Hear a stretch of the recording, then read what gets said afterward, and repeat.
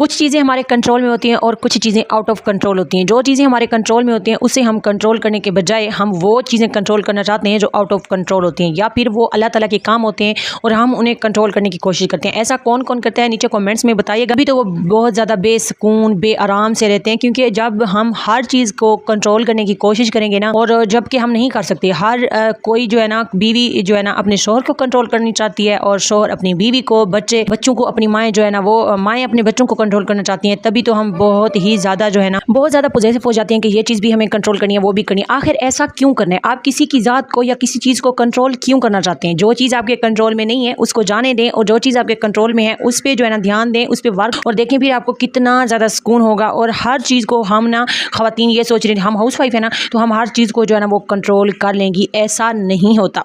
अपनी सोच बदलें, तभी तो आप खुद को जो है ना वो ग्रूम कर पाएंगे। अगर आपने देख लिया है ना वीडियो को लाइक कर दें, अगर चैनल पे न्यू है तो चैनल को सब्सक्राइब कर दें। बाकी थैंक यू सो मच।